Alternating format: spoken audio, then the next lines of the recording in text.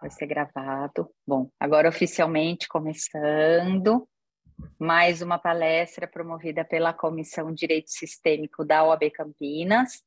E aí eu faço essa abertura agradecendo a OAB pela possibilidade da gente estar levando esse trabalho adiante para outros profissionais que queiram entender um pouquinho esta outra forma aí de advogar, de estar a serviço, e hoje com um tema bem importante aí, que é a questão dos honorários, do valor, enfim, que envolve uma série de questões que a Bianca discorre muito bem. Então, agradeço, em primeiro lugar, a OAB, em segundo lugar, as meninas aí da comissão, porque essa comissão é uma decisão conjunta de todas nós, a maioria está aqui na tela, que a gente decide pelos nomes, a gente pensa, então a comissão só faz sentido pelo grupo, e a gente continua pelo grupo. E o seu nome, Bianca, foi unanimidade para vir, já era para ter vindo lá em 2020, não deu certo por causa da pandemia, mas enfim, agora deu. E aí agradeço também a Valéria, que está aqui nos bastidores nos auxiliando no Zoom aqui, Valéria que trabalha na OAB. E por último, a própria Bianca, por ter dito sim dela, por estar aqui com a gente hoje. É nova, eu preciso trocar, sou tá véia. Qual que você quer? Faz parte.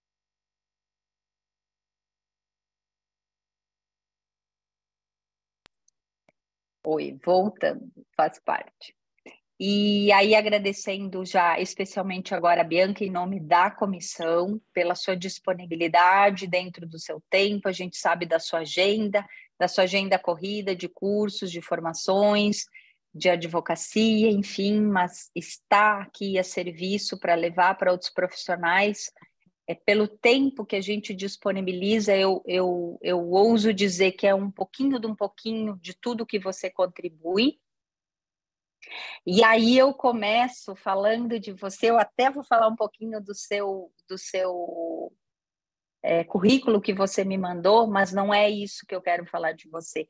Enfim, resumidamente, a Bianca é formada em parapsicologia, terapia de regressão, constelação familiar, empresarial, estrutural, organizacional, hidrossistêmica, terapia do trauma e OPT, enneagrama de personalidades, reiki, tetra healing, mesa quântica e aromaterapia. E deve ter mais outras coisas aí que ela nem escreveu aqui, enfim, ela está advogada, está terapeuta, está professora, está mentora e muitas outras coisas que são só funções, né, que a gente exerce.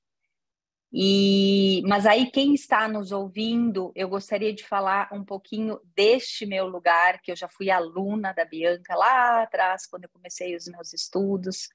Sou leitora do primeiro livro, da primeira edição dela, e queria deixar esse meu depoimento, e depois outras pessoas provavelmente também vão falar no final esse depoimento, de quanto você foi significativo na minha caminhada profissional, porque você trouxe a tua verdade com a tua experiência na advocacia, onde pouquíssimos profissionais ousavam em falar sobre esse lugar do advogado está fazendo de forma diferente. E eu lembro muito bem dessa aula lá em São Paulo até hoje, de você trazendo todos os teus acertos, e eu não diria erros, as tuas experiências que te trouxeram experiência para você ir mudando e fazendo diferente, porque essa advocacia que a gente propõe aqui através da comissão e que todas nós estamos envolvendo, ela é desenvolvida no dia a dia, com a nossa prática, com os nossos desafios, mas sendo advogados. Ainda somos advogados, só que estamos fazendo um pouquinho diferente e estamos tendo, sim, muitos resultados para quem se propõe a atender dessa forma, a caminhar dessa forma, e eu vou além, a viver sistemicamente. É um divisor de águas na vida, e a gente só leva isso para a profissão. Então, queria te dizer aqui publicamente, gratidão pela tua verdade lá, tua verdade na profissão e na vida pessoal, que isso me inspirou a vir para cá e no dia seguinte já começar a fazer diferente com os meus clientes, quando ninguém quase fazia. E aí, com isso, eu passo a palavra a você, e aí você tem um tempo aí de 1 hora, 1 hora e 15, conforme você sentir aí no coração, de transmitir para esse grupo que está aqui hoje. Eu acho que é muito do conectar, com que você vai se conectar com essas 19 pessoas que estão aqui agora e com as outras que vão ouvir a gravação no YouTube, tá? Vai ficar no YouTube. É o teu sentir e a tua verdade, para que essa verdade seja inspiração para as outras pessoas, assim como foi para mim. Então, obrigada. Agora a palavra é com você. Obrigada, boa noite. Difícil começar assim, né? Eu estava aqui exercitando a minha presença, porque, como eu falava hoje na hora do almoço com o meu professor de Enneagrama, eu fiz uma live com ele, eu sou emocional. Eu tenho esse centro de inteligência emocional, né? Quando nós estudamos o cérebro trino, nós precisamos entender que, sim, nós temos esse cérebro que é reptiliano, que repete, né, os comportamentos, que são comportamentos de sobrevivência. Nós temos o nosso límbico, né, o nosso sistema, que é esse nosso cérebro emocional, e nós temos o neocórtex, que é tão novinho, né, que é esse centro racional mental. Então, quando a gente estuda o Enneagrama, a gente estuda os 3 centros de inteligência. E eu reconheço que eu sou uma emocional. Então, é muito difícil para mim ouvir palavras como a sua, Marise, e eu não ser absorvida totalmente pelo meu campo emocional e perder a minha presença, né? O meu centro. Então, eu estava aqui me exercitando para tentar me manter na presença, para não me emocionar, mas eu te agradeço do fundo do meu coração, recebo e acolho. Hoje eu sei que eu posso receber. Isso também é uma dificuldade dos emocionais, de a receberem, né, de dizerem sim, eu tomo, né, porque eles, os emocionais têm muito a necessidade de dar, né, e pouca capacidade de tomar. Isso também fala dos nossos honorários, né? O que eu mais ou menos preparei para vocês hoje é uma fala, claro, na minha experiência de vida, mas também algumas reflexões importantes que nós podemos fazer desse nosso lugar. E a Marisa falava da questão de eu viver as leis sistêmicas. Sim, porque é muito bonito falar da teoria, né? No entanto, é um exercício diário. E esse final de semana eu dei aula na pós-graduação de constelação aqui em Curitiba, e eu falava com os alunos e fizemos um exercício de olhar para as dimensões do nosso ser, né? Esse nosso corpo, essa nossa mente, essa nossa alma, essa nossa energia. E como é difícil aplicar as 3 leis com nós. A começar com o nosso corpo, né? Essa primeira dimensão, que é a dimensão física, que é a dimensão que é o espaço físico, no aqui e no agora, na matéria, onde a nossa alma pode viver essas experiências. Nós temos uma relação disfuncional com o nosso corpo, né? Hoje, muito mais do que nunca, né? O que se vê hoje na internet é uma coisa gritante, né? Que a gente vê as pessoas tendo uma necessidade muito grande de excluir aquilo que é. Quase que como olhar para os nossos pais e dizer, não, eu não aceito vocês como vocês são, eu quero outros pais, né? A gente faz isso com o nosso corpo. Eu não aceito você, eu quero um corpo diferente, né? E a gente vai se transformando. Esses dias eu estava observando na rede social, né? As pessoas que eu sigo, os meus amigos, falo, gente, as pessoas estão ficando tudo parecidas, todo mundo com as bocas igual, né? Eu falo assim, o que está acontecendo? Nós estamos perdendo nossa identidade? Oi? Né? Mas, ok, é um movimento para a gente refletir, né? Eu estou com uma conhecida minha que está internada na UTI. Ela foi fazer um procedimento estético e deu ruim, né? E deu embolia e está bem mal na UTI. Uma menina lindíssima, lindíssima, lindíssima, né? Um corpo lindíssimo, mas é aquela questão, né? O que eu estou buscando? O que eu estou tentando excluir? Então, veja o nosso corpo, né? O quanto às vezes é difícil para mim olhar talvez para uma orelha de abano, para um nariz não tão perfeitinho, aquele dedo do pé torto, aquele pé que não é tão bonito, dizer assim, eu vejo você, sim, você faz parte, né? Você é uma parte de mim. E nós entendemos que o campo, o sistema não aceita espaços vazios, então tudo aquilo que eu quero excluir de alguma forma, em algum lugar vai gerar desequilíbrio, tensão, disfuncionalidade, algo não vai ficar saudável, né? Nosso corpo, ele é um conjunto de mais de 10 sistemas que precisam se comunicar e dialogar diariamente para que tudo funcione bem, né? Então, aplicar as leis sistêmicas na nossa vida é um desafio. O problema é que, se eu não consigo fazer isso comigo, na minha profissão isso vai se tornar incongruente. Isso não vai ser genuíno. Então, em algum lugar, isso não vai se revelar como saudável e eu não vou entender por que não está acontecendo do jeito que poderia acontecer. Mas eu posso olhar, então, será que efetivamente eu consigo fazer o que eu peço para os meus clientes? Será que eu consigo realmente aplicar na minha vida aquilo que eu espero deles? Se eles têm conflitos com as outras pessoas, das quais eles têm expectativas pessoais, ou seja, aquela objetivação, eu quero algo de você, e eu não consigo ver você como um tu, como diz o Buber, mas eu vejo você como um isso, se o meu cliente não consegue ter esse óculos de enxergar o lugar do outro, tomar responsabilidade sobre aquilo que ele cabe, talvez eu possa ter um pouco de compaixão por ele a partir do momento que eu entendo que eu também não consigo fazer isso sequer com o meu corpo. Né? Assim como o meu cliente tem dificuldade no conflito, eu tenho a minha dificuldade de fazer pertencimento. Vamos lá, equilíbrio de troca. O nosso corpo é feito para dar e para receber. É uma máquina que a gente precisa dar alimento, a gente precisa dar energia, mas ela também foi feita para tomar energia. E muitas vezes eu passo dando energia para o meu corpo e não tomo como uma atividade física, não gasto essa energia que está demandada. O que acontece com o nosso corpo? Ele mostra o sintoma.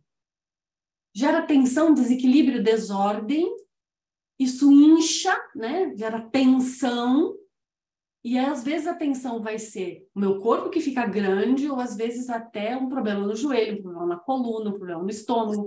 É a tensão dizendo, está tendo desequilíbrio aqui dentro, gente. Né? Então, o quanto eu consigo colocar em prática na minha vida, o dar e o tomar com o meu próprio corpo. E olha, nós falamos só do corpo, nem entramos na parte da mente e do espírito. Né? Porque isso é uma aula, se a gente for parar para pensar. Então, a partir disto, vamos pensar agora a nível de trabalho, a nível de honorários, tá? A nível de dinheiro. Vamos fazer um pequeno remember aqui de tudo aquilo que talvez a gente já saiba e aquilo que talvez a gente ainda não saiba, a gente aprende, e aquilo que a gente já sabe, a gente revive, né? Nós sabemos que o dinheiro em si é um pedaço de papel, ponto. O valor, né? Do dinheiro, a energia do dinheiro é uma convenção. Né? A gente precisa dessa moeda para criar uma certa estrutura, assim como nós falamos do tempo e do espaço. Né? Segunda, terça, quarta, quinta, sexta, sábado, domingo. Isso são convenções, relógio. Né? Vocês talvez não concordem comigo, mas talvez concordem. Gente, o dia não tem mais 24 horas, certo? Alguma coisa mudou. O planeta está girando de um jeito que não combina mais com a nossa convenção do que é as horas de um dia. Porque não tem mais 24 horas. Isso nós sentimos na nossa vida. Isso está tão claro, né, que o dia não tem mais 24 horas. Mas existe uma convenção, um relógio que faz a gente olhar e falar assim, como assim já 5 horas? Isso é impossível. Né? Mas é 5 horas pela convenção.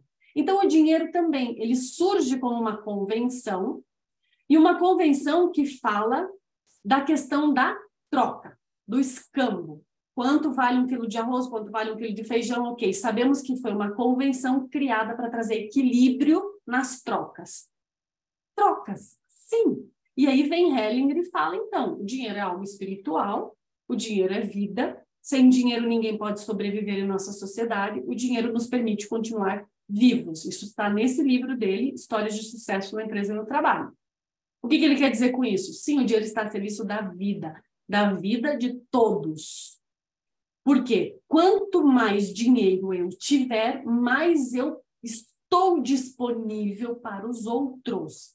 Porque o que você vai fazer com o teu dinheiro? Você só quer o dinheiro em si? Não. Você quer o dinheiro para comprar alguma coisa, para fazer uma viagem, Então, você vai distribuir o teu dinheiro para a vida dos outros. É o efeito circular da moeda. Então, por isso que ele tem essa energia. Ele tem essa energia que é a energia base dele, que é a natureza dele. Troca. Então, veja, quando eu não sei cobrar, quando eu tenho dificuldade de tomar o dinheiro, eu estou, de alguma forma, pisando no freio desse movimento natural do dinheiro, que é estar a serviço da vida. Quanto menos eu tenho, menos eu estou disponível para dar. Menos eu estou disponível para estar a serviço, através do meu dinheiro, da vida dos outros. Né? Então, eu quero sim saber cobrar, eu quero sim reconhecer que eu quero dinheiro. E veja quantos de nós, advogados, temos dificuldade de falar sobre o nosso preço. De falar quanto que a gente vai cobrar pelo nosso serviço. De divulgar uma tabela de honorários, de divulgar uma lista. E isso aqui é o que eu cobro. Primeiro, porque a gente não sabe fazer conta. Todo empresário que vai abrir um negócio, que vai vender um produto, gente, ele vai lá, ele fala, o custo desse produto é isso, o imposto é isso, o pacote onde eu vou colocar esse produto para entregar para o cliente é tanto, sobre esse produto está embutido o meu custo de energia, de funcionário e tal. Então, quanto vai custar essa minha pizza? Quanto vai custar esse meu cachorro-quente? Um advogado? Não. Quem aqui já fez essa conta, por exemplo? Quanto que eu cobro pelo produto, divórcio? Qual que é o teu valor? Da onde tu tirou esse preço? Ah, eu peguei por base a tabela da OAB, tabela da OAB. Ok, gente. Nós somos um país muito gigante.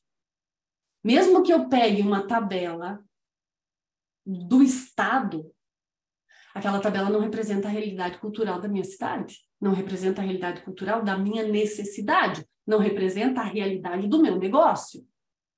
Então, quem é que senta efetivamente para fazer conta como qualquer empresário faz?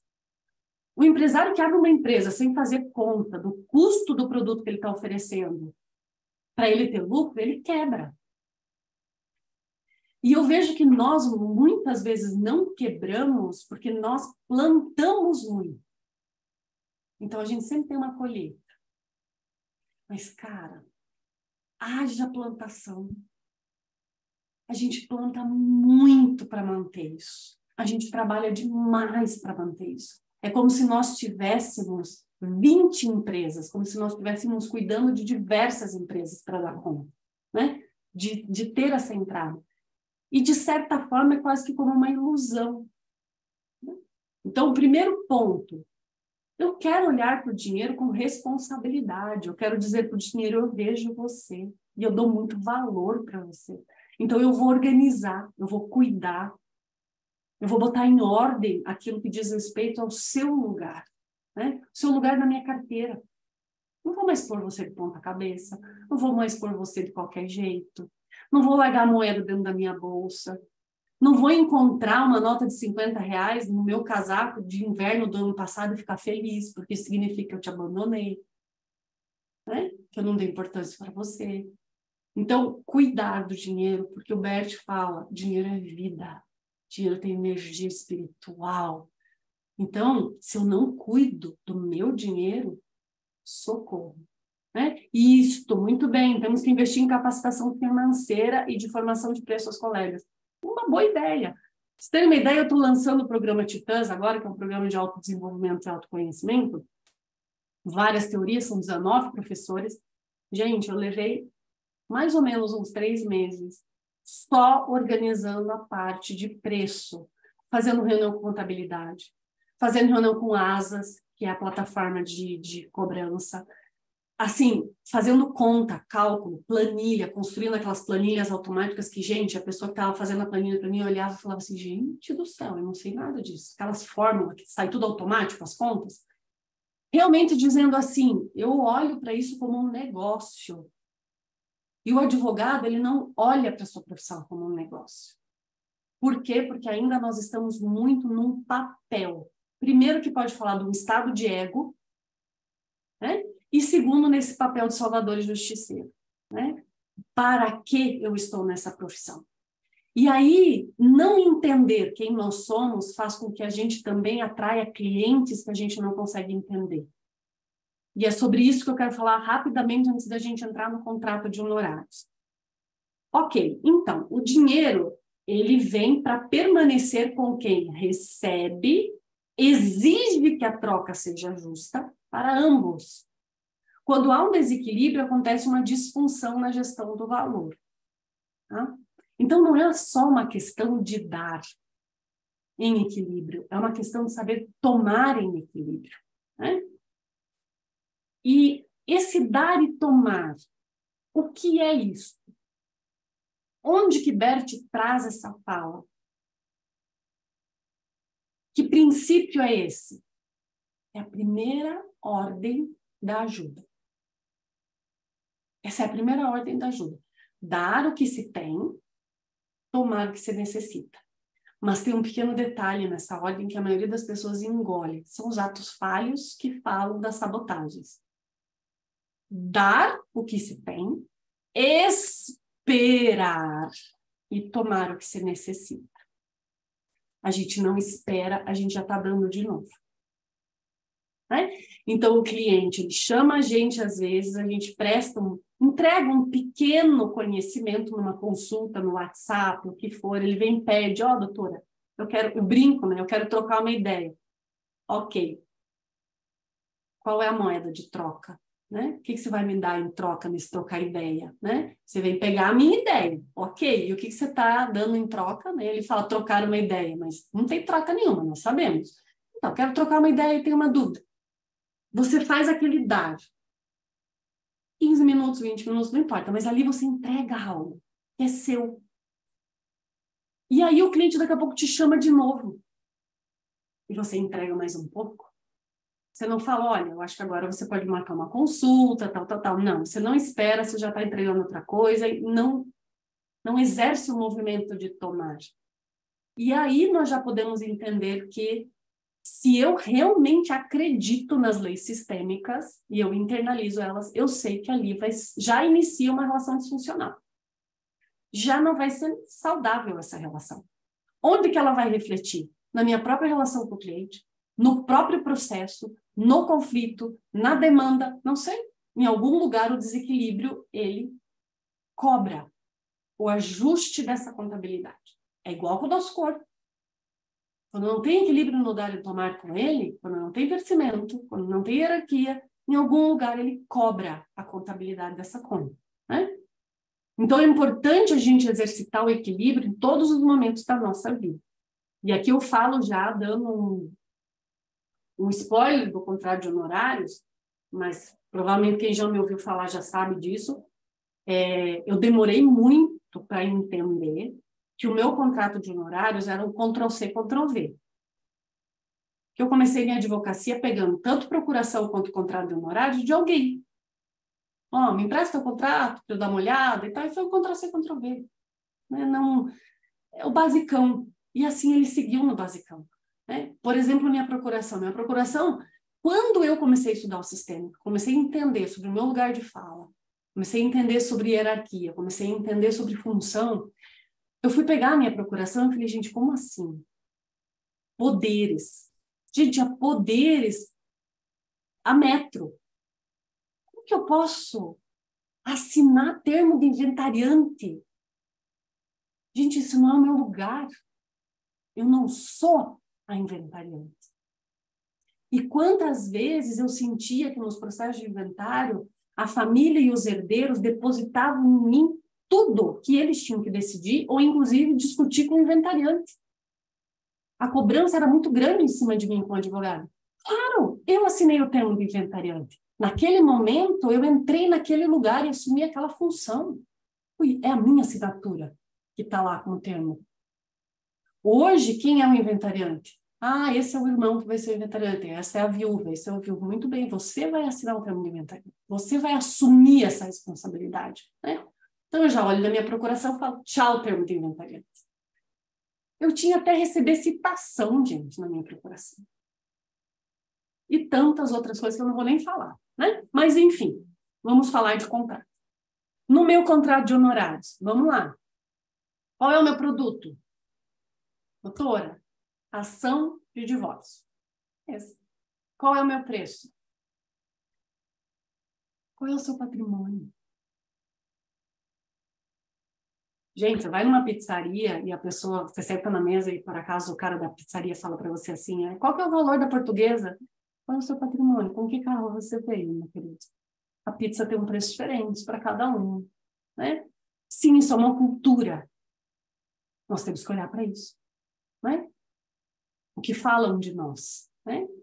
Então, claro que maior o patrimônio no divórcio, maior a demanda, maior o serviço. Óbvio que isso eu pego como um referencial. Mas eu tenho que ter uma ideia de qual é o meu valor. O meu valor. Então, eu coloco lá, ação de divórcio. Vamos aí pegar um valor hipotético, né? Um divórcio básico, talvez sem bens, tá? Eu vou colocar lá 20 mil, 10 mil, 20, 30 mil, não importa qual é o seu valor. Digamos que eu coloque lá 10 mil reais no meu valor de divórcio consensual. Ok, nós temos várias reuniões, nós temos várias questões que precisam ser resolvidas. Conversar com o cliente, enfim. Mas o nosso contrato, o meu, acho que o de vocês não. O de vocês já deve estar com isso bem resolvido. Todos vocês já têm prazo, né, no contrato. Prazo de validade no contrato. Né, que vocês vão trabalhar por aquele valor só um certo tempo. Né, depois muda valor. Ok, que bom. O meu contrato não tinha isso no começo, né? O meu contrato, assim, aquele valor 10 mil até terminar o processo. Hoje não existe mais isso, né? Por quê?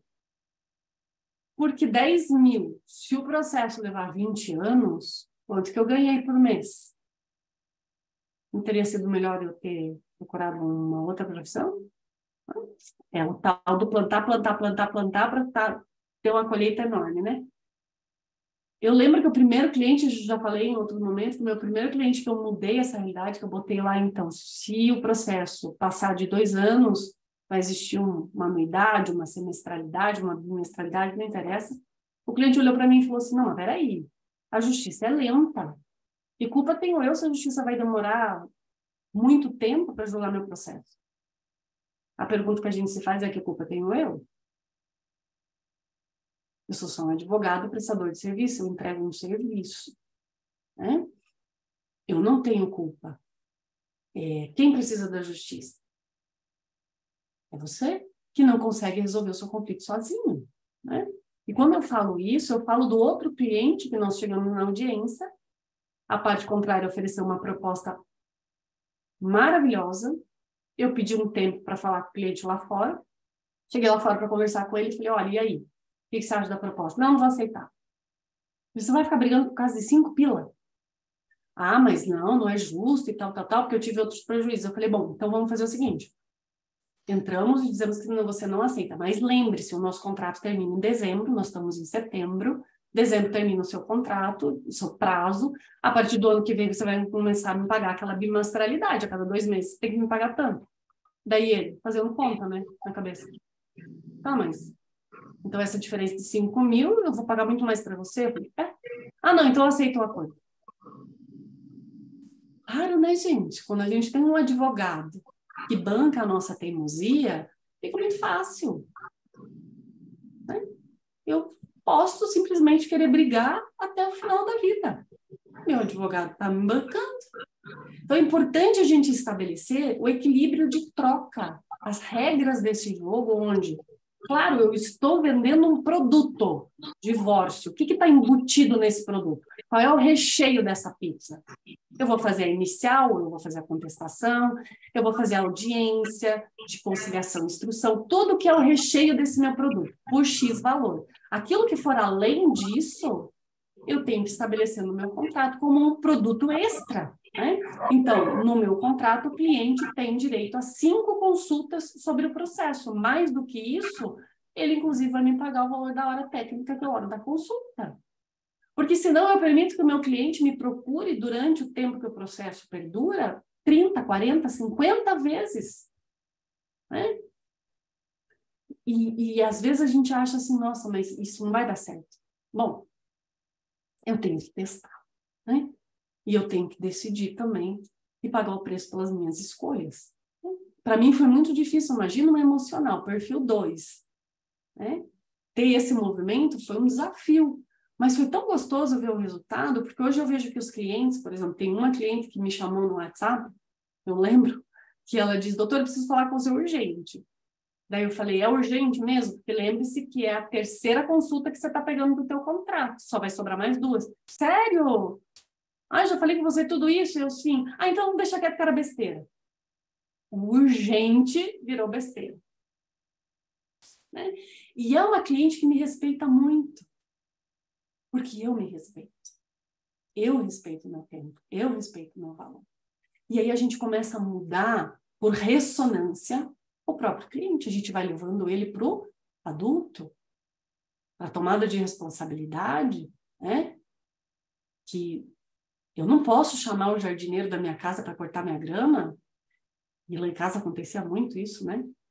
Corta a grama, no outro dia chove. Ou pior, vou mandar lavar meu carro, né? Paguei lá 50 para lavar o carro, é caro. Tô saindo do Lava Jato, chegando em casa, pego chuva. Aí eu ligo para ele, cara, choveu, pode lavar de novo. Ele vai lavar de graça? Não vai. Mas nós, né? Avalia. Estou falando de mim, entendeu? Vocês reflitam. Então, quando a gente não toma esse lugar, né, de equilíbrio, né, o que acontece? Acima de tudo, uma vez que pertence à vida, o dinheiro quer ser gasto e transmitido a serviço da vida. O dinheiro, ele se alegra quando ele é gasto. Ele retorna ainda mais rico para nós. Só que para a gente fazer esse movimento de gastar, a gente tem que ganhar. Senão não tem como. Então eu tenho que aprender a tomar para poder fazer o dinheiro estar a serviço da vida. Né? Clientes da advocacia. É aí que entra o ponto. Quem são eles? Quem são os nossos clientes? Homens, mulheres, jovens, meia idade, empresário, profissional, liberal, etc. Isso é uma tarefa que você vai ter que fazer dentro da tua empresa. Qual que é o teu nicho? Começa a pensar no teu nicho. O que eles contratam dentro do teu escritório? Mediação, orientação, ação litigiosa, contrato, acompanhamento, assessoria. Qual que é o teu cardápio? Dá uma avaliada, né?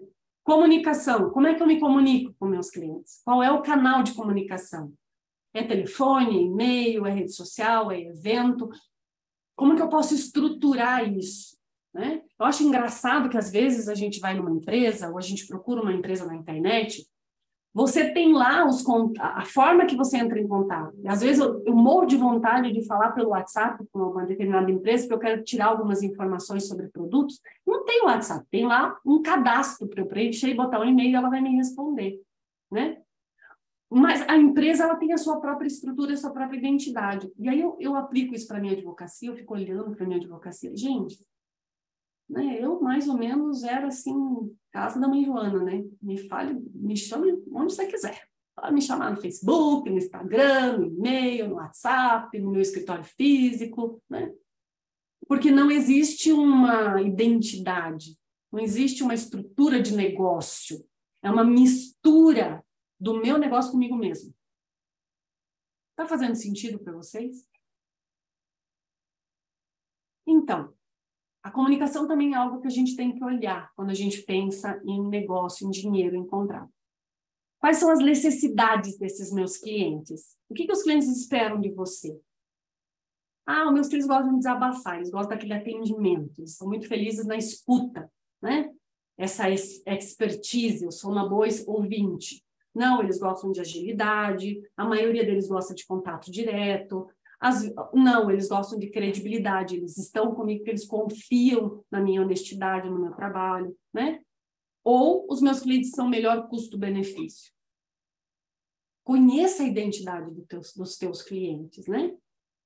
A origem, como é que eles chegam até você? Você sabe, você pergunta quando você faz a entrevista inicial do cadastro, como é que você chegou até mim? Foi por indicação, foi por pesquisa no Google, foi pelas redes sociais, como é que você chegou até mim? Né? Isso começa a fazer você, primeiro, eu ter que me entender quem eu sou, qual é o meu valor, qual é o meu produto, depois, quem são os meus clientes, né? Para começar a construir essa ideia do meu negócio. Então, clientes na advocacia. Você conhece o chão onde você planta? Muitos profissionais não se aprofundam na construção da identidade ou das necessidades do seu público-alvo. Permanecem com uma percepção bem superficial de quem são seus clientes, ignorando as pessoas por trás dos conflitos. Há vários tipos de cliente que o advogado tem e terá contato durante toda a sua carreira. Entender o perfil de cada cliente, saber identificar sua necessidade, traz autoconfiança e fidelização. Isso é muito importante. Então, olha só, trouxe aqui alguns basiquinhos, tipos de clientes, né? Que fala de pertencimento. Então, tem aquele barateiro. A pergunta que identifica esse tipo de cliente é: quanto custa? Você pode me passar mais ou menos qual será o meu custo, minha despesa, né? Ô, doutora, consegue fazer um precinho melhor? Essa é a frase do barateiro. Ele está procurando preço, ele não está procurando você. Ele não está procurando benefício, ele está procurando custo, né? Então, eles não são influenciados e nem valorizam o atendimento diferenciado ou o conteúdo informativo que você produz. Cara, não adianta querer oferecer para ele a carta de vinhos do teu restaurante. Mostra lá as bebidas, cerveja, água com gás, coca, né? Então, nós também temos que entender, quando a gente fala de atendimento sistêmico, se é aquele cliente que já tem dificuldade, não quer pagar consulta, pergunta quanto quer a consulta, pergunta desconto na consulta, e aí quando ele vem para o meu escritório, eu vou lá e faço, dou atendimento sistêmico, dou não sei o quê. Eu não estou falando, gente, que a gente não pode, que não... Mas veja, cadê o equilíbrio de troca? Né? O cliente quer tomar, ele não quer dar. Então, cabe a nós fazer um movimento de até aqui. Né? Então, esse tipo de cliente é interessante para profissionais que atuam em ações de massa. Né? Que são aquelas ações de INSS, de banco, e coisa que é meio que um robozinho. As ações são todas iguais. Então, esse tipo de advogado vai ter bastante desse tipo de cliente, né? Os clientes difíceis são aqueles assim, que reclamam o tempo todo do problema, fazem perguntas com um tom depreciador, tentam desvalorizar o trabalho do advogado, buscam aliados da própria infelicidade para se sentirem um pouco melhor. Podem não ter o perfil do barateiro, ainda que acabam sugando a energia e o tempo de forma intensa. Somente valem apenas em situações excepcionais, pois costumam ligar fora do horário comercial, querem reuniões para tirar dúvidas ilógicas, porque na verdade só querem desabafar, parecem precisar mais de um psicólogo que de um advogado. Geralmente não percebem os seus diferenciais. Não são influenciados e nem valorizam muito o conteúdo informativo que você produz. Tá? A gente tem o cliente sofisticado, que é aquele que estuda os serviços que desejam, conhece os detalhes e sabe o que querem, valorizam muito se o profissional der detalhes do que pode oferecer, avaliam características e benefícios e procuram diferenciais, sistema de honorários em pontos, atendimento online ou na própria empresa do cliente, acesso fácil à informação sobre o caso, etc. Para eles, advogado é investimento, não despesa. Tem um indeciso, ele ainda não sabe que precisa dos seus serviços. Empresário que resolve tudo com o contador, ele não sabe que ele precisa de você. Poucos profissionais exploram esse público. A estratégia para atingir esse público é através de marketing, mostrando os benefícios que você oferece, seus diferenciais, qual é a sua promessa de valor e como sua marca pode agregar para a vida ou para a empresa dessa pessoa. Esse tipo de cliente precisa ser convencido, motivado e muito bem cuidado. Ele precisa saber que há alternativas para evitar problemas ou para solucionar problemas. Esse tipo de cliente se conquista com comunicação e bom atendimento para superar expectativas. Então, aqui, eu digo para nós que estamos nos especializando com habilidades transversais, é muito interessante nós observarmos que há vários tipos de clientes. Onde que eu vou focar? O que que eu quero? Quando eu estudo o direito sistêmico, quando eu estudo a filosofia sistêmica, quando eu estudo a PNL, quando eu estudo a escuta sistêmica, tudo isso, o que que eu quero com isso? Isso é para mim ou para minha profissão? E se for para minha profissão, para o meu produto, de que forma que eu vou agregar isso e a quem eu vou oferecer? É importante eu entender. Então, eu percebi um nicho enorme nesses empresários que eles não... Eles pagam um contador para tentar resolver as coisas para eles, que muitas vezes o contador não tem expertise, né? acha que tem, mas não tem, e contrata um advogado quando o prédio está pegando fogo, né? E aí a gente vira bombeiro. Ele não busca o advogado para dirimir conflitos no sentido de prevenção. E isso é um nicho enorme para o advogado sistêmico. Ir lá na empresa e oferecer um projeto de desenvolvimento humano, de pertencimento, de equilíbrio de troca, de função, de hierarquia, né? Para que as partes da empresa possam se comunicar e dialogarem de forma eficaz, né? Por exemplo, tem uma colega minha, advogada, que ela começou faz pouco na área do direito sistêmico, está até fazendo uma pós comigo, e, gente, ela se encantou, e ela deve estar, o quê? Uns 2 anos do direito sistêmico. Ela está fazendo um trabalho enorme com empresas. Ela criou um projeto e ela vai lá, olha, o teu departamento pessoal não está conseguindo se comunicar adequadamente com o teu departamento financeiro. Está tendo um conflito, está tendo briga entre gerentes, está acontecendo isso. Quando a gente estudou o Enneagrama, também a gente consegue entender, ó, esse teu funcionário tem um perfil assim, assim, assim. Hoje até o professor Alexandre falava isso na live. Daqui 3 meses ele vai pedir a conta. Porque a gente já sabe qual vai ser o resultado. Que nós temos essa percepção, né, do que acontece quando os relacionamentos estão disfuncionais. Então, às vezes, um treinamento de um sábado, né, onde a gente vai trazer todo o nosso conhecimento jurídico, toda a nossa expertise nos conflitos, falando como evitá-los a partir de uma filosofia e de uma inteligência sistêmica. Mas, para isso, eu preciso entender que esse é o meu nicho, isso está no meu menu, isso está no meu cardápio. E quanto que eu cobro por isso? Possibilidades tem muitas. Mas a questão sempre parte do princípio. Quem eu sou, para que e para quem eu faço isso, né? Eu lembro que uma vez eu assisti uma palestra de um super mega blaster plus norte-americano que dá assessoria para empresas. E ele dizia assim, se você tem uma indústria de ketchup, contrate pessoas que gostam de ketchup. Porque se você contratar para dentro de uma empresa uma pessoa que não gosta de ketchup, ele não entende a missão da empresa, ele não tem amor pela empresa, ele só vai estar lá para exercer uma função e receber o salário no final do mês. Ele não vai querer crescer, ele não é proativo, ele só tem um interesse financeiro. E quando surgir uma oportunidade melhor, ele vaza, porque ele não gosta daquilo. Então, se eu não gosto, ou eu não percebo que eu gosto do que eu faço, desse meu produto, como é que eu posso jogar isso para o mercado e achar que as pessoas vão se atrair por isso? Se nem eu mesmo sei se é isso que eu quero fazer, se é isso que eu gosto. Eu só estou lá oferecendo esse produto com um interesse financeiro. Eu quero que esse dinheiro venha, ponto. Né? E hoje a gente sabe que a concorrência está tão grande que, como diz o professor Cecílio Rigojo, 10% é teoria, 10% é conhecimento, 10% é o que todo mundo pode acessar. Gente, com a quantidade de faculdade de direito que tem nesse país, qualquer um pode. Então, está lá nos 10%, onde tem milhares e milhares e milhares de pessoas. 20% é prática. Eu tenho 25 anos de advocacia. Essa é a minha prática. Mas e quantas 1000 pessoas têm 25 anos de advocacia? Que estão no mesmo nível que eu. 70%, diz o professor, é essência. É quem eu sou. É como eu faço. É do meu jeito. E esse jeito, ele é personalíssimo. Né?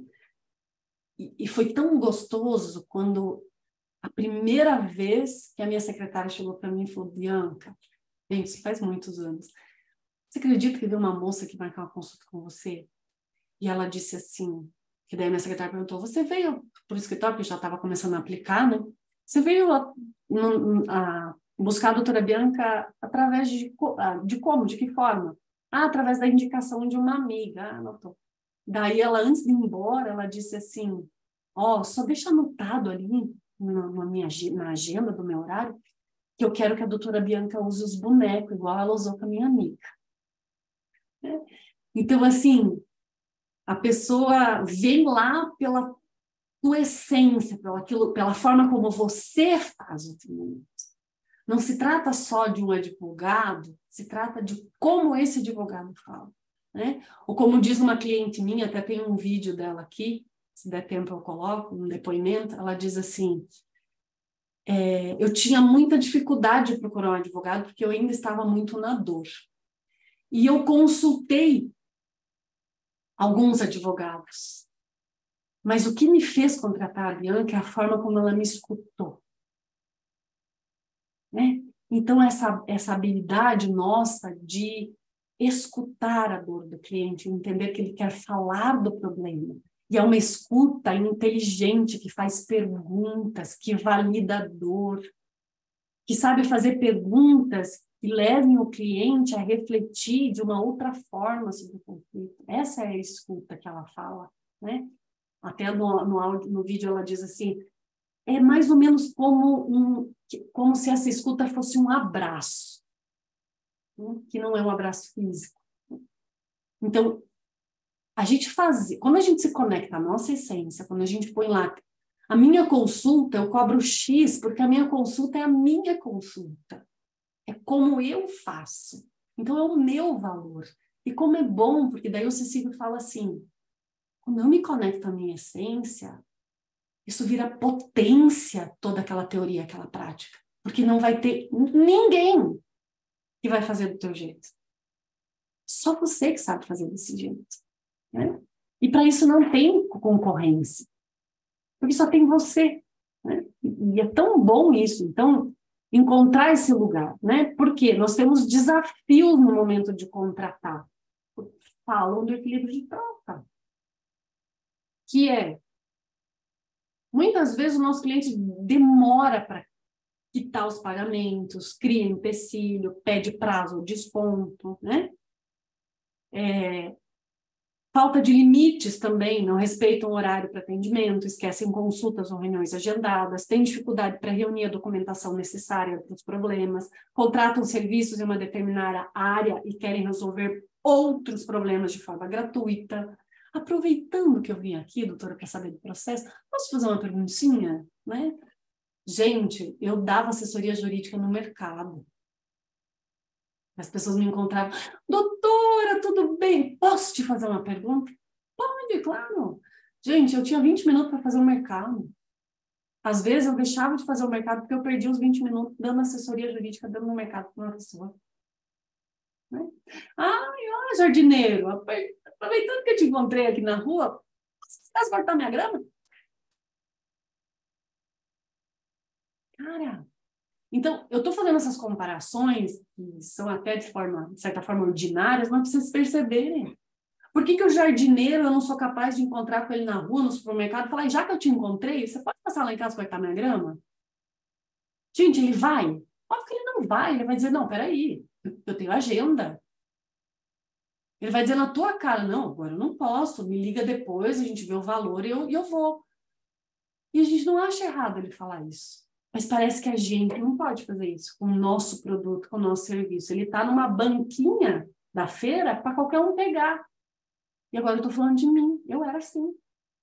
Eu não dava valor a tudo que eu tinha aqui, que é o meu produto.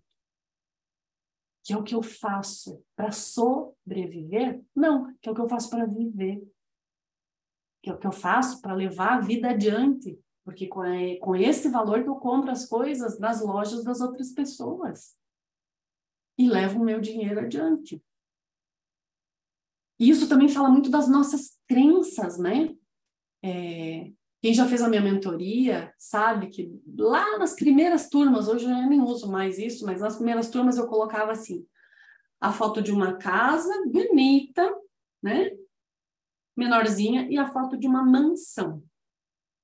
Com 18 suítes, com portas com fios de ouro e tal. E eu perguntava para os alunos o que eles sentiam. Muitas pessoas diziam assim, que absurdo, para que 18 suítes, isso é banjar dinheiro, isso não dá valor, tanta gente passando fome, blá, blá, blá. Aí eu fazia a seguinte pergunta. Para construir uma casa com 3 quartos, um banheiro e uma cozinha, e construir uma mansão com 18 suítes, qual casa esteve mais a serviço da vida? Essa mansão deu emprego a milhares de pessoas, às vezes. precisou de muitas indústrias, muitas empresas para construir. Então, o dinheiro daquela mansão garantiu a vida de muito mais gente do que aquela outra casa.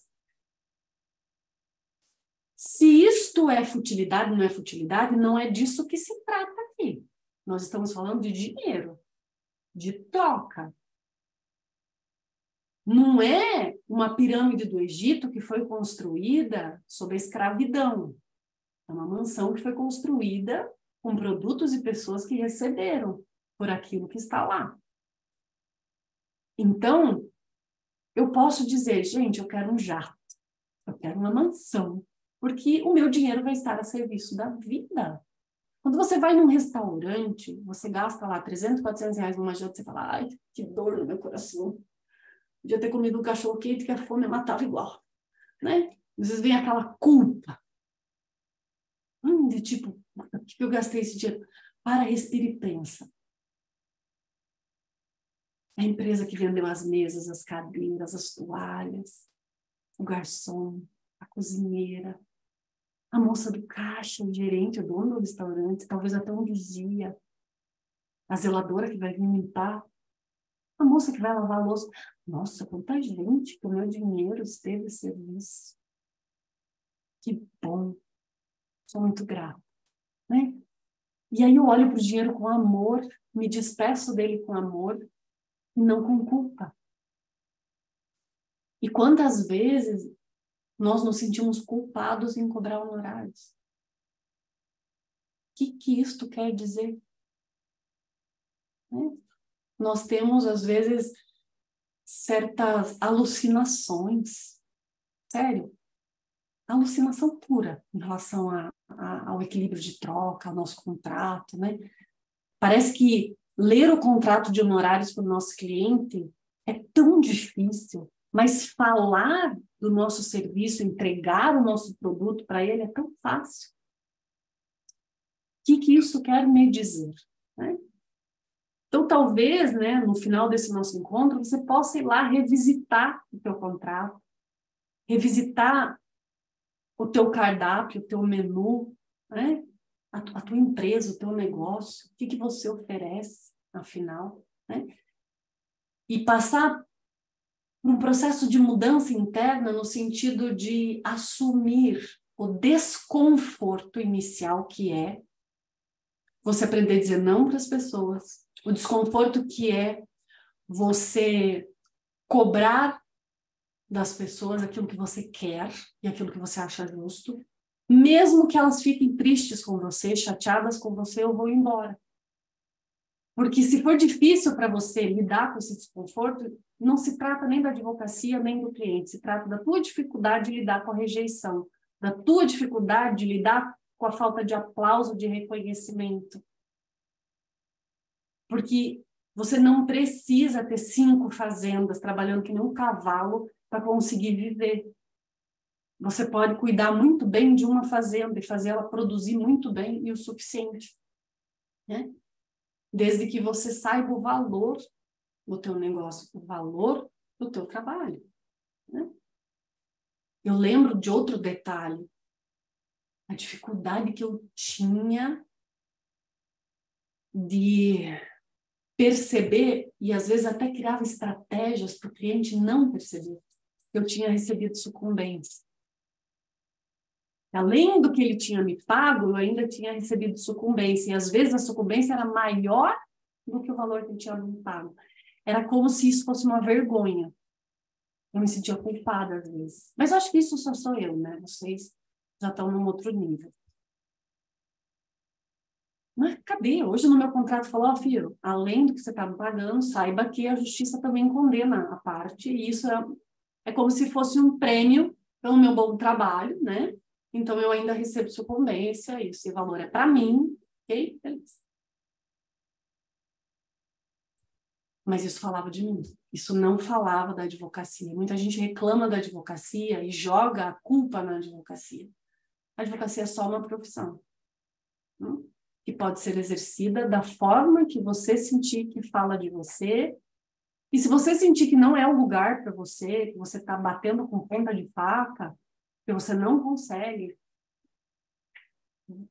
dá uma repaginada, vai fazer outra coisa na vida, né? É tão mais gostoso a gente estar conectado à nossa essência. Hoje, por exemplo, para mim não faz mais sentido ter um escritório para atender qualquer coisa, para entrar com ação litigiosa, onde eu vejo que o meu cliente está muito ainda na dor e no desconforto, não passou pelo luto, né? Hoje eu indico esses clientes para outros profissionais, porque hoje a minha advocacia está voltada muito mais para extrajudicialidade, para, inclusive, a utilização de inteligência e sabedoria sistêmica em mediações que eu faço, às vezes, com um casal que me busca pelo divórcio, onde, às vezes, até eu faço intervenções sistêmicas com os dois para que eles consigam passar por essa fase da dor, do desconforto, olhar para o luto, tomar responsabilidade, poder enxergar a solução.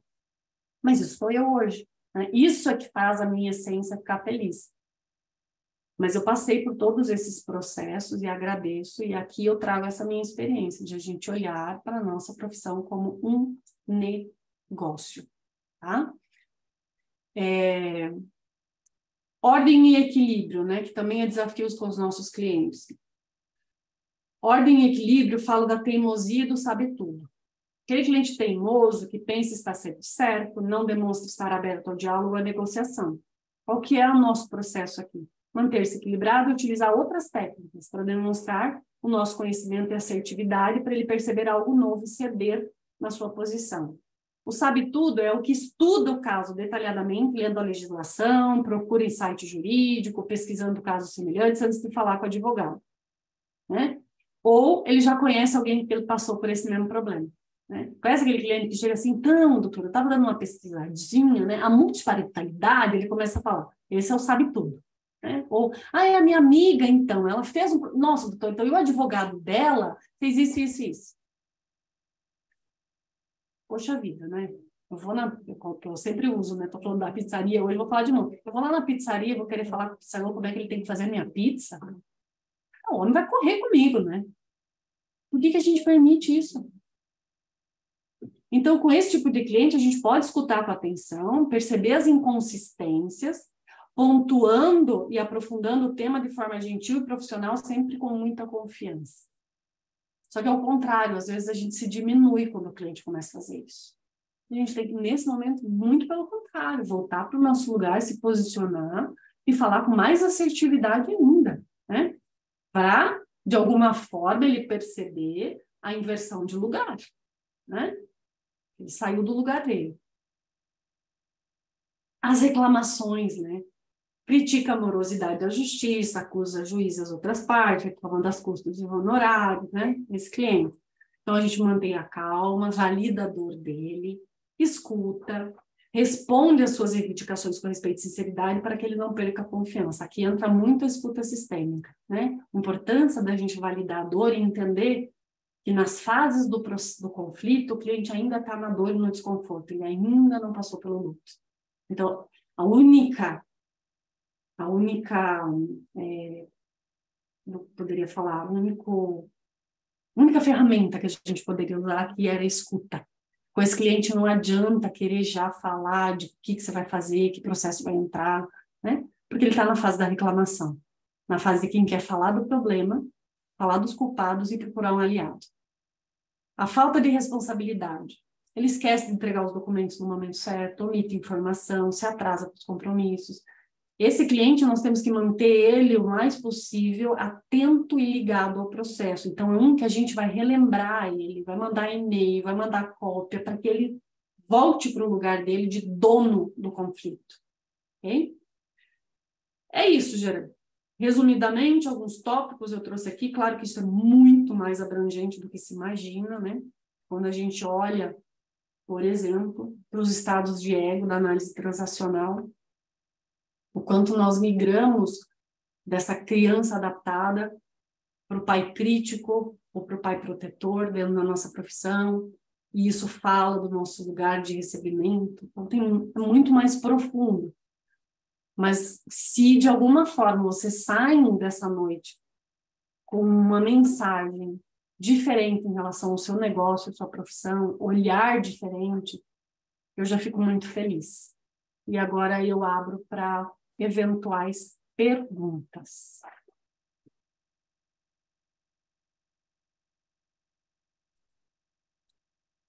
Primeiro, Bianca, obrigada aí por mais essa verdade, enfim, a sua caminhada, o quanto você foi percorrendo aí para chegar nesse lugar hoje, sim. E você foi experimentando e acertando e tomando experiência, como eu falei no início, de para hoje também levar isso para as outras pessoas, enfim.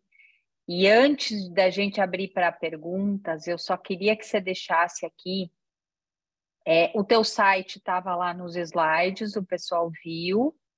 Uhum. Mas se quiser repetir, que deve lá no teu site ter todas as informações do seu trabalho hoje, mentoria ou rede social, o que você quiser deixar aqui, você já deixa, e daí a gente abre para perguntas aí para quem tiver. Então, tá bom. Como nós temos um tempinho aqui, eu vou colocar o vídeo dessa minha cliente aqui, rapidinho, é bem curto o vídeo dela, só para vocês sentirem como é. Só o sonzinho dela não tá muito ruim, porque ela gravou assim bem espontaneamente. Quis me mandar e gravou espontâneo. Então, vamos lá. Compartilhar aqui, minha tela. Aqui. Eu preciso ver aqui se está aparecendo o som.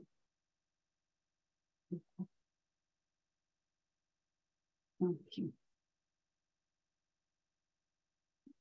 More share sound. Eu gostaria de falar da minha experiência com a doutora Bianca, advogada sistêmica. Meu Deus, eu já tinha feito umas consultas com os outros advogados, que diferença. Porque o acolher, o ouvir, para mim fez toda a diferença. Eu cheguei com muitas dores. Lógico, quando você chega nesse estágio, eu não preciso nem falar que as dores físicas, elas já estão gritando, mas as dores emocionais, elas estavam assim, muito, muito evidente em mim. Eu não estava conseguindo sair daquela situação nem para me movimentar à procura de um advogado. Eu sou muito grata a ela, muito grata. Foram momentos muito difíceis que eu passei, assim como todas as outras pessoas passam quando passam por essa situação. Mas quando você tem esse acolhimento, esse, entre aspas, abraço carinhoso, faz toda a diferença. Então, além de advogado, um advogado sistêmico, ele tem compaixão. Compaixão pelo outro, eu senti assim aquela compaixão de eu posso te ajudar, me dê a sua mão, vamos juntos, né? Ela era firme comigo a hora que tinha que ser firme, era carinhosa a hora que tinha que ser carinhosa, e detalhe, não era minha terapeuta, mas era minha advogada sistêmica, que me deixava no plumo quando eu achava que eu não estava aguentando. Então, vale super a pena, agradeço imensamente, agradeço sempre a vida dela ter surgido na minha vida, e eu super, hiper recomendo, tá? Um grande beijo. Muito bem. E essa cliente é uma cliente que já me pegou numa postura que o meu contrato tem todas essas cláusulas, e aí até a Desirê coloca aqui, eu acho super importante a fala da Desirê. Veja só, quando nós falamos de campo, o que nós estamos falando? Quando nós falamos de campo nas constelações, nós estamos falando de informação, energia e matéria, né? A informação que gera toda aquela energia, aquela emoção, e a emoção que então se materializa naquilo que é o próprio campo, o próprio destino, a própria crença, a própria lealdade, a própria homeostase daquele sistema, né? Então, eu, Bianca, vibrava com informações que traziam energia numa dimensão material que era essa aqui. Quando a minha informação muda, né? Pode ser para cá também, mas quando a minha informação muda, automaticamente as minhas emoções, acontece aqui aquilo que a gente entende como olhar para aquilo que foi e dizer agora eu faço diferente, agora eu mudo a homeostase, eu não faço mais desse jeito, eu não aceito mais aquele compressorzinho ligando por conta de um termostato e agora eu vou fazer diferente. Eu vibro numa outra informação, a partir disso uma nova emoção, uma nova realidade. Então, veja só, os meus clientes, eles estavam aqui, ó, nessa mesma frequência que eu estava.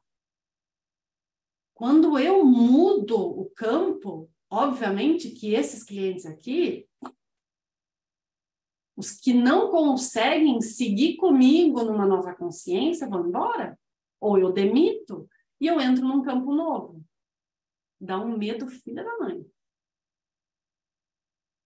Principalmente porque você perde a segurança. Nós sentimos segurança na homeostase. Nós sentimos segurança naquilo que é, na estrutura que a gente já conhece. É a zona de conforto. É eu abrir de manhã a minha janela e ver o sol e não a lua. Se eu acordar de manhã, abrir minha janela e ver a lua, eu vou dizer assim, o que aconteceu com a estrutura desse universo? Catástrofe. Porque eu não sei. Então eu entro num lugar que dá muito medo. Porque eu perco completamente a minha segurança. E aí quando esses começam a ir embora, de vez que vem o desafio, que faz a gente muitas vezes fazer aquele movimento. Eu tomo consciência que o meu sistema familiar é de escassez e agora eu quero ir em direção ao novo, peço permissão, por favor, me abençoe se eu fizer diferente. Mas aí eu vou para o novo e eu não dou conta do desconforto, eu não dou conta do medo, eu não dou conta da sensação de insegurança e o que a gente faz? O caminho de volta. A tal da boa consciência, né? Que faz a gente voltar para o velho. Ok. Então, respondendo você, os nossos clientes não vão mudar. Nós é que vamos mudar. E a partir dessa mudança, inclusive esses clientes imediatistas que você faz aqui, é o momento de eu dizer para eles assim, eu não faço mais muita questão que você entre na minha lojinha. Não faço muita questão que você entre na minha loja. Né? Eu demito. Simples assim. Eu demito. Aqui eu me retiro, como dizia a Bert. Né? Não é nessa vida. Tchau. E eu pago o preço, eu carrego e eu dou conta do desconforto de não ser mais aquela advogada boazinha que dá. Porque os clientes, eles são o reflexo da nossa própria aparência. É aquilo que a gente vende, é aquilo que a gente mostra que nós estamos disponíveis. Por isso que, por exemplo, quando eu aprendi no Enneagrama que o meu perfil 2 era um perfil muito difícil de dizer não, o meu professor jamais disse para mim assim, olha, você tem um desafio, dizer não. Então, daqui para frente, você vai dizer não para todo mundo. Não pode, gente. Porque isso é o que me dá segurança, tem que ser aos poucos. É muito estranho para mim dizer não, e para as pessoas que convivem comigo é muito estranho ouvir de mim não. Então, se eu começar a dizer não para tudo e para todos, eu vou criar um monte de conflito. Eu tenho que ir devagar, eu vou testando. Então, eu vou lá no meu contrato de honorários, mudo só a questão da consulta. Vamos ver, vamos fazer um teste, vamos sentir a homeostase aqui.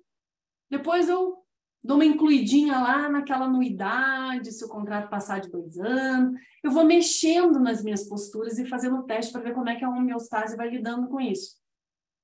Mas sim, Desirê, o que vai acontecer, né? Quando eu colocar o meu justo, o meu valor, é muito natural que as pessoas que estão acostumadas comigo daquele jeito vão começar a vazar. Eu vou começar a sentir o sistema dizendo que eu não pertenço mais. Sabe aquele membro familiar que fica rico e que daí não é mais convidado para as festas de família porque fala assim, aquele lá ficou nojento. não é qualquer coisa que come, vem com aquele carrão dele lá, tá se achando o melhor da família. O próprio sistema, entende? Rejeita o diferente. É a homeostase, porque está tentando forçar ele a trazer de volta, né? O amor sério.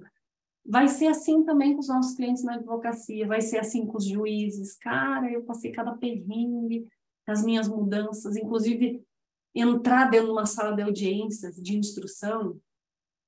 Cara, eu entrava montada naquele salto, naquele terninho, com aquela pastinha executiva, que era o meu sonho de consumo, cheio de post-it na pasta do cliente para mostrar que eu sabia tudo, e eu entrava antes que o cliente. Cara, eu entrava antes que o cliente na sala de audiência. Como quem diz assim, eu sou a dona desse processo. Não sou dona da casa, não, só cortei a grama. Né? Eu vou atrás do cliente como quem guia, como quem ampara, como que está ali acompanhando. O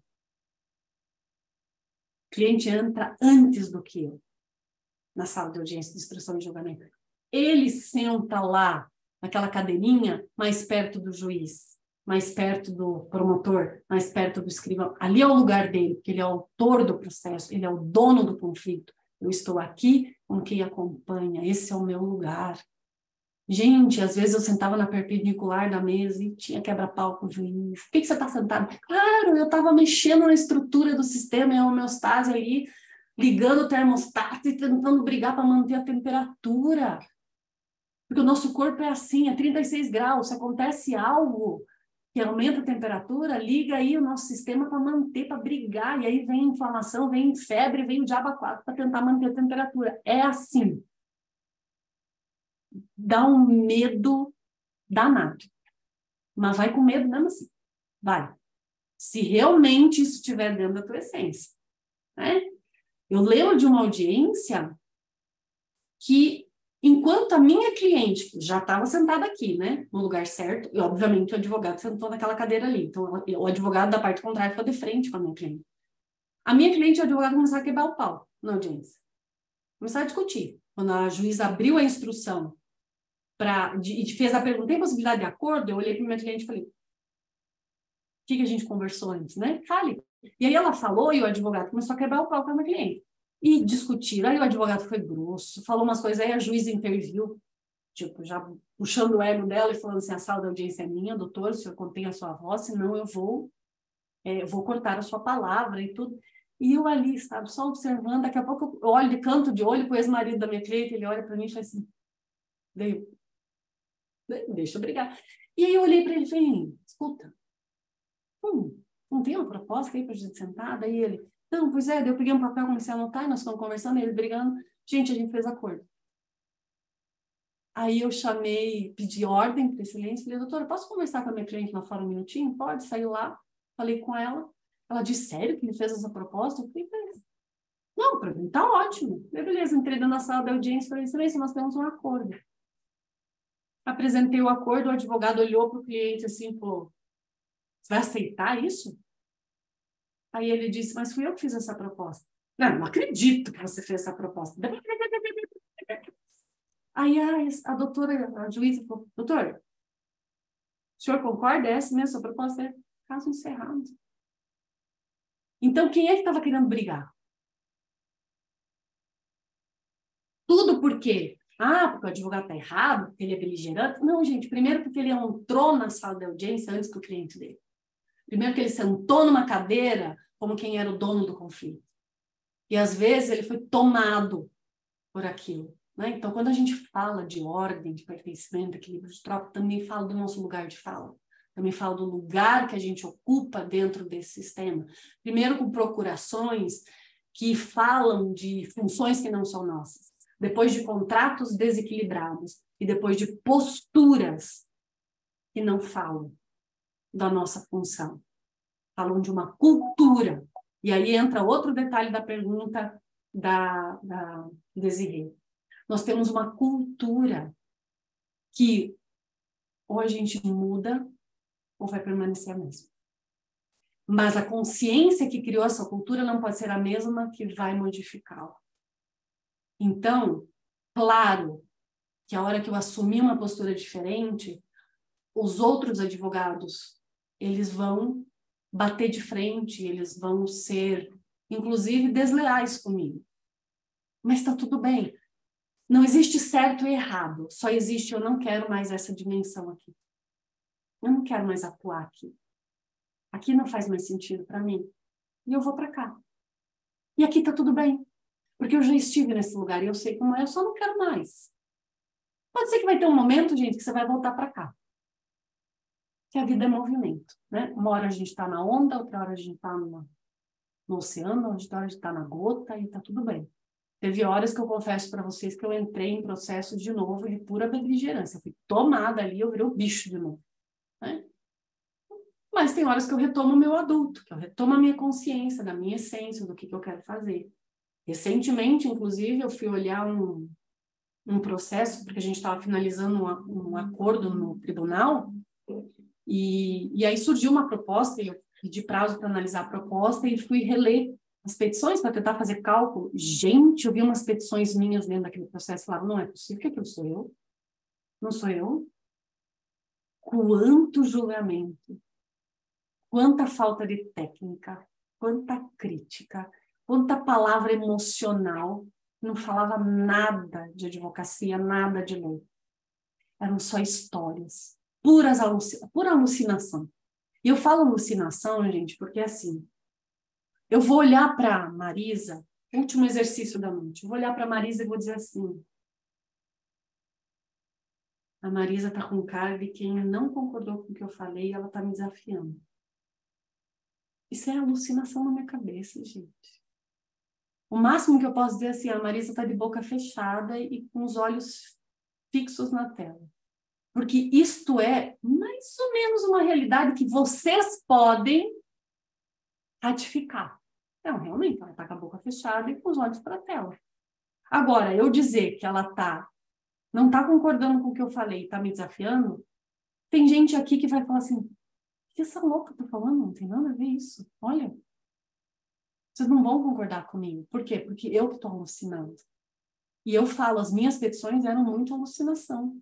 Porque eu pegava a dor e o desconforto do meu cliente, transformava em belas palavras e construía uma lógica jurídica que falava da minha alucinação, não tinha lógica jurídica nenhuma. E aí o mais engraçadinho é que a gente procura jurisprudência, doutrina, mais alucinógenas ainda. Né? Aqui encaixam perfeitamente na nossa loucura, às vezes até demora um pouco, né, para a gente achar um louco igual a gente. Mas a gente acha. Cara, o que é a nossa função? É pegar os fatos, transformar numa lógica, para o juiz pegar a lógica e transformar numa sentença, ponto. Aquilo que é emocional, que é desconforto, que é história, que é alucinação, a gente acolhe, escuta o cliente, valida, mas não precisa levar para o processo, né? Porque no fundo, a gente fala tanto, e não fala o que o nosso cliente quer. Só aquilo que ele não quer. Ok. Por isso que também os nossos honorários são desequilibrados, porque a gente também está desequilibrado. Então, tudo isso influencia, por isso que é muito gigante. É uma hora, sou advogada trabalhista, onde a prática costuma ser cobrada pelo êxito. Então, ixi, mas agora tu entrou num território, senhor. Porque daí, o que acontece? Aí é a questão do seguinte, eu não estou recebendo pelo meu trabalho, eu estou recebendo pelo ganho. Então, não se trata de dinheiro, se trata de ganho. Eu tenho que ganhar. E aí é complicado, nós estamos entrando num território bem... Mas é a cultura, gente. E aí a gente pode até fazer uma constelação para isso, para vocês verem. Eu acho que melhor do que... né, Marisa, quem sabe se organiza aí com um constelador, alguém para constelar os honorários que são contratados no êxito. Talvez seja muito bacana vocês olharem para isso numa constelação. Tá? O que eu posso dizer sobre previdenciário para você? Quem foi meu aluno já escutou. Um cliente do nosso escritório estava muito bravo um dia. Ele falou, eu não aguento mais vir aqui só receber notícia ruim, aquelas coisas. Catei ele na minha sala. E realmente, gente, tinha demandas iguais a dele, muito simples, que já tinham sido resolvidas. A dele, perícia era cancelada. Sabe aquele processo que nós, como advogados, olhamos e falamos assim, tem urucubaca? Tem coisa aí que não é possível? Né? chamei ele na minha sala e fiz perguntas para ele. O que ele queria com a aposentadoria? Qual era o desejo dele? Até usei aquelas perguntas, que a gente chama de perguntas milagrosas, da PNL, lá do Milton Erickson, né? Que faz um processo meio hipnótico ali. O que você ganha, o que você vai alcançar, e são 5 perguntinhas básicas. Fiz essas perguntas com ele. Onde é que nós chegamos? Na culpa. Né? Na culpa. Como é que eu vou me sentir quando eu estiver aposentado e receber a primeira verba da aposentadoria? Vou me sentir culpado. What? A questão que ele trouxe para mim com muita dor, o pai dele não se aposentou, porque ele dizia que a culpa era dele. Porque ele ficou responsável por buscar uma documentação para fechar o tempo de serviço do pai dele, e ele se enrolou, não buscou a documentação, o pai adoeceu e morreu. E aí ele sentia culpa pelo pai dele não ter se aposentado. Então, aquela questão assim, energética, né? Informação que vira energia e se materializa. O pensamento dele é, culpa, eu não posso me aposentar, porque meu pai, coitado, não se aposentou por minha culpa, blá, blá, blá, blá, blá. No campo do processo. Tanto que daí eu fiz um movimento com eles de intervenção sistêmica, não vou aqui entrar nos detalhes de como foi. Gente, 3 semanas depois, meu sócio chegou e falou, o que você fez com o cliente lá? Eu falei, porque a sentença dele saiu. O juiz avocou o processo e ainda fez um julgamento antecipado. Não sei, meu filho, é minhas bruxarias, né? Que bruxaria? Não tem nada de bruxaria, né? É só a mudança quântica do pensamento, né? Daquela informação que o cliente carregar. E isso acontece, tem muitas questões na previdenciária e na tributária, gente, que falam de campo de representação informacional, que falam dessa homeostase quântica informacional. Tem muita coisa. Constelar processo de tributário e previdenciário é uma aula, porque a gente percebe quanta desordem, quanto desequilíbrio que está na base, a começar por isso que você trouxe, os advogados trabalharem no êxito, serem sócios do cliente no negócio, no conflito, né? Porque então você não é um advogado, você não é um prestador de serviço. Você, além de tudo, e principalmente, é um sócio do seu cliente. Né? Mas tudo bem, essa é a nossa cultura, a OAB traz isso na tabela, nós temos que olhar para isso, mas o quanto você quer ser sócio do seu cliente, ou o quanto você quer ser um prestador de serviço, quer ser um empresário que tem um negócio, né? Como outro qualquer. Sempre quis fazer a constelação familiar, depois eu penso que se fizer a consequência... Peraí. Depois de ter hoje, penso que, se fizer a constelação, será uma consequência no meu trabalho. Estou certa em pensar assim? Atuo em família e instituições, tenho tanta satisfação quanto consigo ajudar a diminuir. Sim. Talvez você possa olhar para isso numa constelação. Tomar consciência de qual é a causa raiz deste ajudar a diminuir ou resolver o problema dos outros. Tem uma causa raiz ali. E isso pode até te trazer prosperidade financeira ou não, mas em algum lugar você está sendo cobrada dessa função que você está levando para dentro da tua profissão. Isso é uma função humana, né? Isso não é uma função profissional, enfim. Então, falando das minhas, que a Marisa pediu uma coisa, eu falei outra, né? Eu sou assim. Eu sou auditiva no canal de entrada, então amo falar. A minha página lá, vocês já viram, né? praticasistêmicas.com.br. Lá tem curso para advogados, tem curso de escuta, tem treinamento avançado para constelador, tem mentorias, enfim, vocês podem passear lá, tem depoimentos, tem textos, tem artigos. E o meu mais novo fiote, que é o programa Titãs, tá no programatitãs.com.br, é um programa de autoconhecimento, autodesenvolvimento e autoaprimoramento, no qual eu convidei 18 professores, são 19 comigo, que são as pessoas que passaram pela minha vida e me ensinaram tudo o que para mim foi extremamente valioso na minha mudança pessoal e na minha mudança profissional. Então tem de tudo lá, gente, até tarô, tá? Porque quando eu descobri que Jung desenvolveu todas as suas teorias do pensamento coletivo a partir do tarô e dos arquétipos e dos setênios, eu falei, uau, eu quero aprender isto, e eu fui buscar esse conhecimento.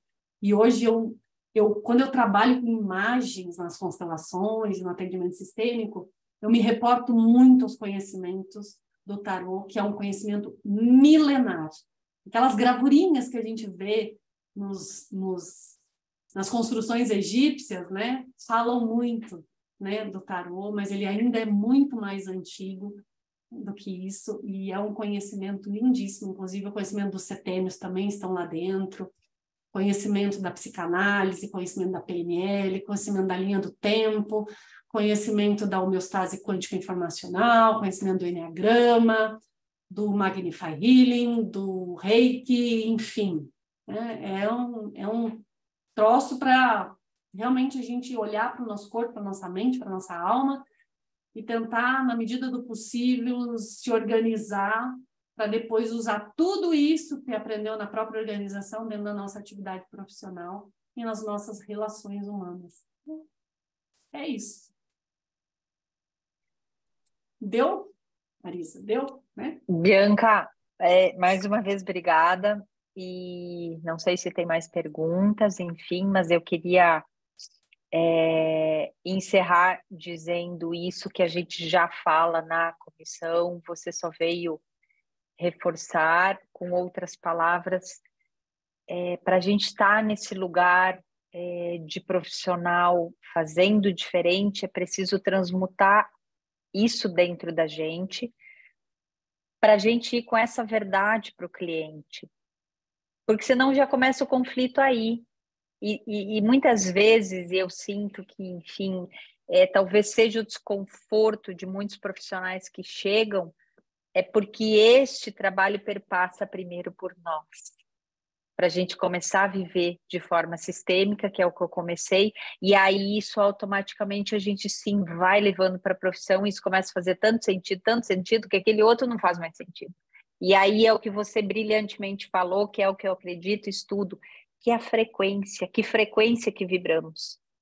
Porque é essa frequência que a gente vibra, que são as pessoas à nossa volta, os clientes, relacionamentos, mais saudáveis ou não, enfim, tudo, é depender da nossa frequência. E se a gente vibra numa frequência, naquela frequência que as pessoas vão estar ali. Inclusive na escassez, né? A gente está falando de dinheiro hoje.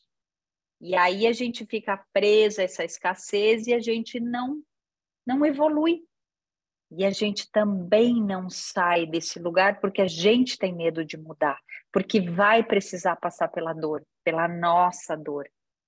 E eu entendo que sim, esse é o maior desafio, mas ele é o desafio libertador, né? Enfim, então quem está aqui nesse encontro, que não conhece ainda, que está tomando pela primeira vez contato, são bem-vindos à comissão.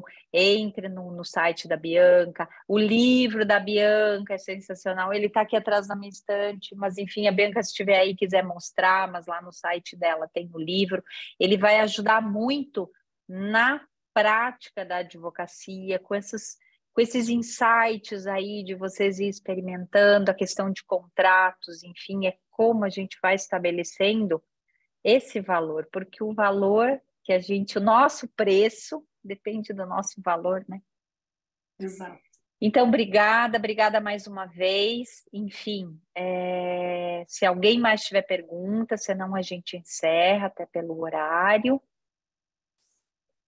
E deixa só seu Instagram aí, se alguém ainda não te acessou, bianca.pisato, né? Bianca.pisato, e tem o Instagram do programa, que é programa.titãs.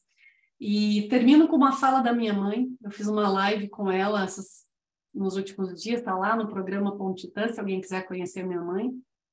E também é uma referência, né, uma das minhas maiores mestres. Ela fala uma frase na live que serve para o que você acabou de falar, Marisa. E assim a gente fecha. Procurei a Deus e não o encontrei. Procurei o próximo e também não o encontrei. Procurei a mim mesma e encontramos-nos os três.